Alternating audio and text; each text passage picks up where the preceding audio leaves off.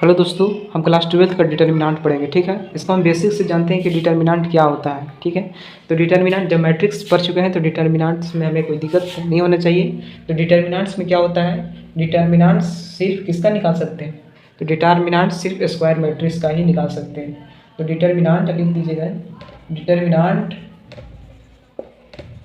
Determinants सिर्फ square matrix का ही निकाला जाता है। स्क्वायर मैट्रिक्स जानते होंगे, पढ़ाए हैं मैट्रिक्स में, क्या होता है स्क्वायर मैट्रिक्स। डिटर्मिनेंट सिर्फ स्क्वायर मैट्रिक्स का निकाला जाता है, का निकलता है, सॉरी निकलता है। स्क्वायर मैट्रिक्स में क्या होता था, लिख दे रहे हैं डायरेक्ट इसमें। स्क्वायर मैट्रिक्स में क्या होता था, m क्रॉस n क्या होता था, तो m बराबर n होता था। क्या होता था, m बराबर n, मतलब रो बराबर कॉलम। रो और कॉलम जिसमें बराबर होता है उसी का ही डिटर्मिनेंट्स निकाला जाता है, उसी को है स्क्वायर मैट्रिक्स कहते हैं। ठीक है, और दूसरा क्या है, इसमें वैल्यू भी फाइंड किया जा सकता था। मैट्रिक्स में वैल्यू फाइंड नहीं कर पाते थे, इसमें देखिए, इसमें वैल्यू देखिए, इसमें डायरेक्ट इसमें वैल्यू भी आता है। क्या आता है, इसमें वैल्यू भी आता है, इसमें वैल्यू भी आता है, या इस तरह से लिख सकते हैं। देखिए इसमें क्या होता है, डिटर्मिनेंट को जब सॉल्व करते हैं तो इसमें क्या होता है, इसमें वैल्यू आता है, ऐसा लिख सकते हैं। तो किस इसमें वैल्यू आता है, इसमें वैल्यू आता है, मतलब डिटर्मिनेंट को जब सॉल्व करते हैं तो क्या होता है, हमारा वैल्यू फाइंड होता है। इतना हम जान गए बातों को। अब चलिए, अब कैसे डिटर्मिनेंट निकलता है सो बताते हैं। इसको साफ कर लेते हैं। इसका सिंबल भी लिख सकते हैं कि हम डिटर्मिनेंट को किससे हम क्या करते हैं, प्रदर्शित करते हैं, वो सिंबल लिख दीजिए। तो ऐसा कर सकते हैं, डिटर्मिनेंट ये ऐसा लिख सकते हैं, या नहीं तो क्या लिख सकते हैं, ये कैसा लिख सकते हैं, ऐसा लिख सकते हैं एक, और एक नहीं तो डेल्टा सिर्फ लिख सकते हैं। ठीक है, इस तरह से हम इसको हम सूचित करते हैं। अब क्या करेंगे, सो देखिए डिटर्मिनेंट्स मेरा कैसे फाइंड होगा उसको हम जानेंगे। ठीक है, ये मेरा हो गया सिंबल। पहचानने का तरीका कि हमारा जब डिटर्मिनेंट सॉल्व करेंगे तो इसका यूज करना पड़ेगा, मेनली रूप से इसका यूज करते हैं। ठीक है, इस सिंबल का यूज करते हैं हमारे 12th क्लास में। ठीक है, अब क्या करेंगे, मान लीजिए 2 रो 2 कॉलम का हमारा दिया हुआ है मैट्रिक्स, इसमें हमको क्या करना है, डिटर्मिनेंट फाइंड करना है। तो पहले 2 क्रॉस 2 कॉलम वाला को हम क्या करते हैं, डिटर्मिनेंट को सॉल्व करते हैं। हमारा मान लीजिए हमारा मैट्रिक्स दिया हुआ है, इस तरह से मैट्रिक्स का सिंबल होता था। ये क्या होता था, A11 मतलब पहला रो पहला कॉलम, ये पहला रो दूसरा कॉलम, रो और कॉलम पहचानते ही थे यार, और ये दूसरा रो पहला कॉलम, ये दूसरा रो दूसरा कॉलम, इस तरह से होता था। अब मान लीजिए ये मेरा दिया हुआ है, क्या हुआ है, दिया हुआ है, ये हमारा मैट्रिक्स दिया हुआ। अब हमारा क्या करना है, इसमें डिटर्मिनेंट फाइंड करना है। तो चलिए हम डिटर्मिनेंट, मैट्रिक्स क्या दिया, डिटर्मिनेंट मानिए इसको, तो डिटर्मिनेंट क्या, इस तरह से हम सिंबल को दिखा दीजिए, सिर्फ ऐसा मत बनाइए, इस तरह से हमारा सिंबल हो गया। ठीक है, अब क्या करेंगे कि बुक में इसी तरह का सिंबल देता है। अब क्या करेंगे, सो देखिए कि हमारा डिटर्मिनेंट फाइंड करना है। क्या करना है, डिटर्मिनेंट फाइंड करना है। तो डिटर्मिनेंट फाइंड करने का आसान तरीका है, क्रॉस मल्टीप्लाई कीजिए और माइनस कर दीजिए। ठीक है, क्या करेंगे, A11 इंटू A22 माइनस करेंगे, और माइनस में से क्या घटाएंगे, सो देखिए A21 इंटू A12, इस तरह से हमारा हो गया। ठीक है, 2 क्रॉस 2 कॉलम का, मतलब 2 मैट्रिक्स 2 रो 2 कॉलम का हमारा इस तरह का डिटर्मिनेंट निकलेगा। इसको हम चलिए एग्जाम्पल के माध्यम से समझते हैं। चलिए हम यही एग्जाम्पल ले लेते हैं। ठीक है, मान लीजिए हम इस तरह का एग्जाम्पल ले लिए, इस तरह से बाय सिर्फ 5 4 3 4 इस तरह का हम ले लिए, इसका डिटर्मिनेंट फाइंड करना है। और मान लीजिए ए दिया हुआ, ए बराबर इतना दिया हुआ है, हमको डिटर्मिनेंट फाइंड करने के लिए बोल रहा है। तो डिटर्मिनेंट कैसे निकलेगा, इस तरह का सिंबल दे दीजिएगा। अब क्या कह रहे हैं, क्रॉस मल्टीप्लाई कीजिएगा, तो 5 चौका कितना हो गया, 5 इंटू 4 कीजिएगा पहले, फिर माइनस हो जाएगा बीच में, फिर क्या होगा, क्रॉस मल्टीप्लाई 4 इंटू 3 या 3 इंटू 4 कीजिए, तो 3 इंटू 4 कीजिएगा तो इस तरह होगा। तो 5 चौका 20 माइनस 3 चौका 12, 20 और 12, 20 में से 12 गया कितना बचा, 8। ठीक है, इस तरह से हमारा डिटर्मिनेंट निकल गया। 2 रो और 2 कॉलम का हमारा डिटर्मिनेंट फाइंड हुआ। चलिए हम इसी तरह और फाइंड करते हैं। एक और एग्जांपल लेते हैं हम, मान लीजिए दूसरा एग्जांपल क्या लेते हैं, इस तरह से आप लोग आंसर दीजिएगा कि इसका आंसर कितना होगा 6 7 5 9 इस तरह का हमारा दिया हुआ है। ठीक है, अब क्या कह रहा है कि आप डिटर्मिनेंट फाइंड कीजिए। तो चलिए हम डिटर्मिनेंट को फाइंड करते हैं। तो डिटर्मिनेंट का सिंबल क्या होता है, मान लीजिए ये बराबर ही दिया हुआ है, इस तरह से हमारा हो गया। अब क्या करेंगे, सो देखिए क्या कहें, क्रॉस मल्टीप्लाई कीजिए तो 6 9 54 हो जाएगा, और बीच में हमारा क्या करना है, माइनस करना है, फिर क्रॉस मल्टीप्लाई कीजिए 7 5 35 हो गया। ठीक है, अब मेरा फाइंड कितना हुआ 54 में से 35 घटाएंगे तो कितना हो जाएगा मेरा 14 में 5 गया 9 1 19, ये हमारा फाइंड हुआ। ठीक है, और ये मेरा 2 रो 2 कॉलम का हमारा फाइंड हो चुका है। इसी तरह हम अगर मान लीजिए आपको कहना है कि या कोई पूछा सवाल कि हमारा 1 रो 1 कॉलम का हमारा डिटर्मिनेंट फाइंड कीजिए, तो कैसे होगा सर। तो देखिए मान लीजिए इस तरह से दिया हुआ है, सिर्फ एक ही दिया रहेगा क्योंकि 1 रो इस तरह से गया, 1 रो इस तरह से आया, 1 कॉलम हुआ। ठीक है, इसका हमारा डिटर्मिनेंट फाइंड करने के लिए बोलेगा, तो देखिए किस तरह से फाइंड किया जाएगा।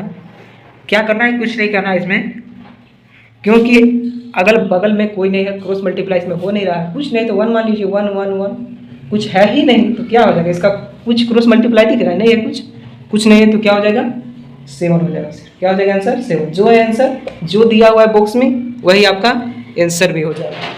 ठीक है, अब क्या करेंगे कि हम 3 रो और 3 कॉलम के बारे में जानेंगे, उससे हमारा क्वेश्चन पूछता है 3 मार्क्स का, और ये हमारा ऑब्जेक्टिव में पूछता है। ठीक है, ये इस तरह का हमारा ऑब्जेक्टिव में इतना हल्का पूछता है।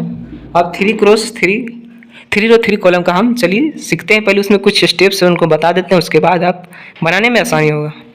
ठीक है, देखिएगा दोस्तों, 3 क्रॉस जो है 3 का मतलब 3 रो 3 कॉलम का हम डिटर्मिनेंट फाइंड करने के लिए क्या करते हैं, इसमें 3 रो 3 कॉलम तो रहेगा, तो क्या करते हैं, पहला मेरा घर हो जाएगा प्लस का, क्या हो जाएगा मेरा प्लस का, फिर क्या हो जाएगा माइनस का, फिर क्या हो जाएगा प्लस का। ठीक है, इस तरह से मेरा हुआ, ये हमारा कितना हुआ, फर्स्ट रो हुआ, इधर फर्स्ट रो तो प्लस माइनस प्लस हुआ।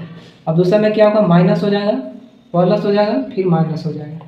ठीक है, फिर क्या हो जाएगा, प्लस हो जाएगा, माइनस हो जाएगा, प्लस हो जाएगा। इसको आपको दिमाग में बैठा कर रखना है कि ये किसका घर है। ठीक है, हमारा क्या है कि पहला है कि प्लस माइनस प्लस का घर है, दूसरा क्या है माइनस प्लस माइनस का। आप आसानी से दूसरा ये पहला दूसरा तीसरा याद कर सकते हैं, क्योंकि माइनस के बाद क्या आता है प्लस, जैसे प्लस है, प्लस से माइनस, माइनस उल्टा करना है तुरंत कि प्लस है फिर माइनस हो गया, माइनस प्लस माइनस, और नीचे वाला जो है ऊपर वाला के ही तरह, तो इस तरह हो गया। अब देखिए ये किसका किसका घर होता है हम जानते ही है, मैट्रिक्स में हम पढ़ चुके हैं, फर्स्ट रो फर्स्ट कॉलम का घर होता है। ये किसका होता है, फर्स्ट रो सेकंड कॉलम का, ये फर्स्ट रो थर्ड कॉलम का, ये सेकंड रो फर्स्ट कॉलम का, सेकंड रो सेकंड कॉलम का, सेकंड रो थर्ड कॉलम का, और ये थर्ड रो फर्स्ट कॉलम का, थर्ड रो सेकंड कॉलम का, और ये किसका होता है थर्ड रो थर्ड कॉलम का होता है। ठीक है, इतना तो हम पहले से ही जानते हैं। तो यही घर पहला रो पहला कॉलम का घर क्या होता है, प्लस होता है। और ये इसी तरह देखिए फर्स्ट रो और सेकंड कॉलम का घर क्या होता है, माइनस होता है। इसी तरह फर्स्ट रो सेकंड कॉलम अरे थर्ड कॉलम का घर क्या होता है, प्लस होता है। इसी तरह से आप देख लीजिए कि ये किसका घर होता है। ठीक है, यहाँ तक मेरे को समझ में आ गया। अब चलिए हम क्वेश्चन करते हैं, चलिए हम क्वेश्चन को लिखते हैं और उनको हम सोल्व कर बताते हैं। एक आप चलिए पहले यही बता देते हैं कि हमारा डिटर्मिनेंट कैसे निकलेगा, उसके बाद सवाल को लेकर आएंगे, अंक को लेकर आएंगे, तब बताएंगे।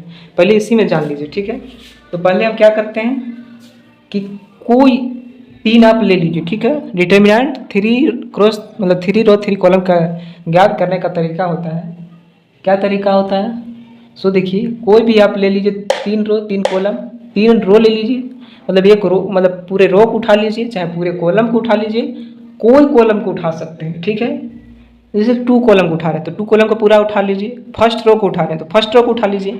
इस तरह से आप क्या कर सकते हैं कि कोई आपको जो मन है जो रो को आपको उठाना है उठाइए। जैसे थर्ड रो को उठा रहे हैं तो थर्ड रो का पूरा एलिमेंट उठा लीजिए, इस तरह से आप उठाना है। ठीक है, तो मान लीजिए हम फर्स्ट रो का उठाते हैं तो क्या करेंगे, फर्स्ट रो में क्या है मेरा A11 है, A11 मेरा क्या हो जाएगा, बाहर हो जाएगा, बाहर हो जाएगा, पहले लिख देते हैं बाहर हो जाएगा। ठीक है, इस तरह हो जाएगा। अब क्या करेंगे, ये किसका घर होता है, हम अभी बताए थे ये किसका घर होता है, plus minus plus minus plus minus plus minus plus होता है। ठीक है, इस तरह से होता है। तो प्लस का घर होता है तो प्लस यहाँ छिपा हुआ है, प्लस को लिखा नहीं जाता है। ठीक है, अब क्या करेंगे, सो देखिए ये इस तरह हो गया। अब इस तरह इसको समझिए। फर्स्ट ये 1 को आप छिपा दीजिए। क्या कीजिए, जो हम जिसको निकाले हैं बाहर उसको आप छिपा दीजिए। ए से छिप गया, ठीक है, और ये ऊपर वाला भी छिपा दीजिए। तो बचा मेरा क्या, ये बचा। क्या बचा मेरा, ये बचा। समझ में आया, ये नहीं आया? अब करिए नहीं आया क्यों, क्योंकि देखिए इस तरह छिपाइए। 1 को निकाले तो 1 के सोझे वाला नीचे वाला और ऊपरे वाला को आप छिपा दीजिए, और जो बचा उसको क्रॉस मल्टीप्लाई कीजिए। तो बचा मेरा क्या, जब ये भी छिप गया, ये भी छिप गया, ये भी छिप गया, तो बचा मेरा क्या, ये दोनों बचा। इसमें क्रॉस मल्टीप्लाई कीजिएगा। A22 into A33 minus A32 into A23 हो जाएगा। ठीक है, इस तरह से हो गया। अब क्या कीजिएगा, किस सके फर्स्ट रो को उठाए थे तो A12 को अब बाहर निकाल दीजिए। तो A12 का जगह क्या है मेरा, माइनस वाला जगह है, तो माइनस लिखना पड़ेगा साथ में भाई, A12 हो जाएगा। ठीक है, अब क्या करेंगे, इसको अब निकालना है। तो क्या करेंगे, इसके सोझे वाले एलिमेंट को ढक लीजिए और इनके सोझे वाला एलिमेंट को ढक लीजिए। तो बचेगा मेरा क्या, देखिए इस तरह से हम ढकेंगे तो बचेगा मेरा क्या, ये बचेगा, ये बचेगा और ये बचेगा और ये बचेगा और ये बचेगा। तो इसमें आप क्रॉस मल्टीप्लाई कर दीजिए। तो क्रॉस मल्टीप्लाई कीजिएगा तो क्या होगा, सो देखिए, तो क्रॉस मल्टीप्लाई कीजिएगा तो A21 into A33 minus A31 into A23 हो जाएगा। ठीक है, आप क्या कीजिए, थर्ड जैसे फर्स्ट रो का थर्ड कॉलम को उठाते हैं, तो थर्ड कॉलम उठाए तो क्या हो जाएगा मेरा, सोझे वाला एलिमेंट भी जग जाएगा, यहाँ भी ढक जाएगा। तो बचेगा मेरा क्या, ये और ये बचेगा। तो इसमें आप क्रॉस मल्टीप्लाई कीजिए। लेकिन A13 उठा रहे हैं तो इसके जगह पर मेरा क्या है, सो देखिए माइनस प्लस माइनस प्लस है, तो प्लस लिखने की जरूरत है नहीं। तो बचा मेरा क्या, A21 into A32 minus A31 into A22, इस तरह का बचा। इस तरह के आपके बेसिस फॉर्मूले पर सिर्फ समझना है, इसको कुछ करना नहीं है। ठीक है, अब देख लीजिए कि A1 को बाहर निकाले तो A1 किसका जगह है, प्लस वाला, तो प्लस मेरा बाहर हो गया। और उसके जो है उनके सामने वाला एलिमेंट जैसे ये है, इसको आप ढक लीजिए, और इनके सामने वाला ये है तो इसको आप ढक लीजिए। तो बचा मेरा क्या, ये बचा, ये बचा और ये बचा। ठीक है, तो ये मेरा हो गया, क्रॉस मल्टीप्लाई कर दीजिए। इसी तरह A12 को निकाले, A12 वाला सोचे वाला एलिमेंट को ढक लीजिए और ये वाला एलिमेंट को ढक लीजिए। तो बचा मेरा क्या, ये बचा और ये बचा। ठीक है, इस तरह से, इसी तरह इसको ढके थे तो इस तरह हो गया और इसको इस तरह हो गया। तो बचा मेरा क्या, ये और ये बचा। ठीक है, यही है, इसके बेसिस पर हम क्वेश्चन को बनाएंगे। ठीक है, चलिए बनाते हैं इसके क्वेश्चन पर, इसके बेसिस पर। देखिए हमारा दिया हुआ है, ये हम 3 क्रॉस 3 कॉलम का हम जो है उसको हम डिटर्मिनेंट्स निकालते हैं। ठीक है, इसका हम बेसिक बता चुके हैं, सिर्फ हमारे नंबर लेकर हमको इसको सॉल्व करना था। क्या करेंगे, देखिए 3 क्रॉस 3 मतलब 3 रो और 3 कॉलम का दिया हुआ है, उसमें क्या करेंगे हमको फाइंड करना है डिटर्मिनेंट। तो चलिए हम डिटर्मिनेंट फाइंड करते हैं। तो इसमें हमको आसानी होगा, क्या करते हैं कि इसमें हम जब ऊपर वाला लेंगे तो क्या करेंगे, 3 स्टेप हमारा सॉल्व करना पड़ जाएगा। ठीक है, एक बार 5 को बाहर निकालिए, एक बार 2 को बाहर निकालिए, एक बार 3 को बाहर निकालिए, उसके बाद अंदर वाला एलिमेंट को सॉल्व कीजिए। इस तरह से हमारे पास समस्या आ जाएगा।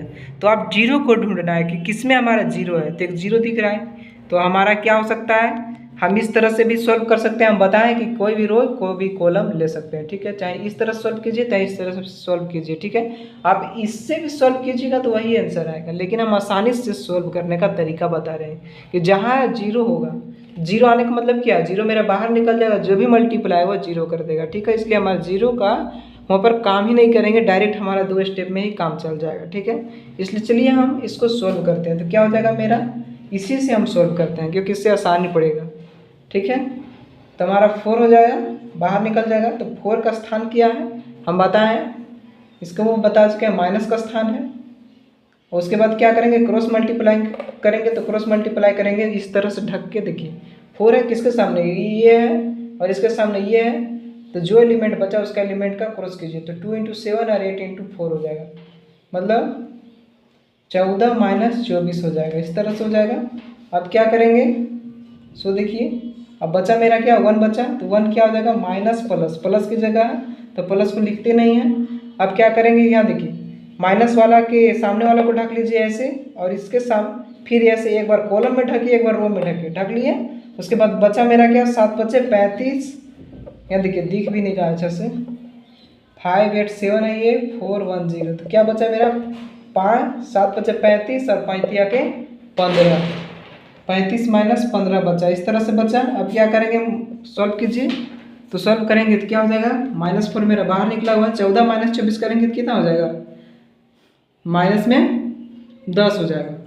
और ये यहाँ बीच में प्लस हो जाएगा, क्या हो जाएगा, यहाँ प्लस होता है बीच में प्लस, क्योंकि प्लस आया था मेरा, प्लस और 35 में से 15 जाएगा कितना, 20 बचेगा, 10 चौका 40, 40 हो गया। और माइनस माइनस क्या होगा मेरा, कट गया, क्योंकि मल्टीप्लाई में माइनस माइनस कट जाता है। प्लस में 20, 40 और 20 कितना हो गया, 60 हो गया। ठीक है, और इतना सॉल्व कर लिए। एक और बता देते हैं, उसके बाद जो है क्या कीजिए, अपने से आप सॉल्व कीजिए, हम होमवर्क दे देंगे। ठीक है, मान लीजिए इस तरह का एलिमेंट ले लिए। अब जीरो वाला सिर्फ ही लेते हैं, 6 7 9 5 4 3 2 0 0, इस तरह से हम ले लिए। तो इसको तो हमारा आसानी अब है सॉल्व करने का। क्या करेंगे, हम जीरो देख रहे हैं कि कहाँ जीरो है ज़्यादा, केकर में जीरो लगल है कि हमारा ज़्यादा मल्टीप्लाई नहीं करना पड़ेगा। आप इससे भी सॉल्व कीजिएगा तो वही आएगा, तो लंबा प्रोसेस लगेगा। इससे भी सॉल्व कीजिएगा तो यही आएगा, इससे भी किसी से आप सॉल्व कीजिएगा तो यही आएगा। ठीक है, लेकिन हम जीरो वाला ढूंढ रहे हैं। जैसे मान लीजिए लिख लिए 6 7 9 4 3 2 0 0, तो हमारा जीरो क्या करता है, जीरो मेरा बाहर निकलता है तो सबको क्या कर देता है, जीरो बना देता है। इसलिए हमारा क्या करना, जीरो का तो प्रोसेस हमको लिखना ही नहीं पड़ेगा। सिर्फ दो है तो दो का चाहे, हाँ सिर्फ एक एलिमेंट है, तो इसके लिए अब कीजिए, टू मेरा बाहर निकल जाएगा। किसके जगह पर, प्लस के जगह पर बताए हैं तो प्लस को लिखते नहीं हैं। और क्या कीजिए, जैसे देखिए उसके टू है, टू के सामने वाला मतलब एक कॉलम को एक बार हाइड कीजिए और एक बार रो को हाइड कीजिए। तो रो को हाइड कीजिएंगे तो कितना बचेगा, 7 × 3 और 4 × 9 7 21, माइनस 4 9 36, ये हुआ। और 2 21 में से 36 जाएगा, कितना बचेगा, माइनस में 15 बच जाएगा, माइनस में 15 बचेगा। तो -15 और 2 × 30 -30 हो जाएगा। ठीक है, यही आपका आंसर होगा। चलिए आपको होमवर्क दे देते हैं, बना लीजिएगा। इस तरह का हमारा यहीं से आपको एग्ज़ाम में पूछेगा 3 नंबर का। ठीक है, तो चलिए होमवर्क देते हैं। तो हो जाएगा, लिखिए 5 7 3 4 9 9 6 5, इस तरह का ये पहला हुआ। दूसरा क्या होगा, सो देखिए 4 0 5 4, ये हुआ। तीसरा क्या हुआ, 6 7 9 4 0 5 9 6 0, ये इस तरह का हुआ। इस तरह के आप होमवर्क को सॉल्व कर लीजिएगा। चलिए हम अब एक्सरसाइज की ओर चलते हैं।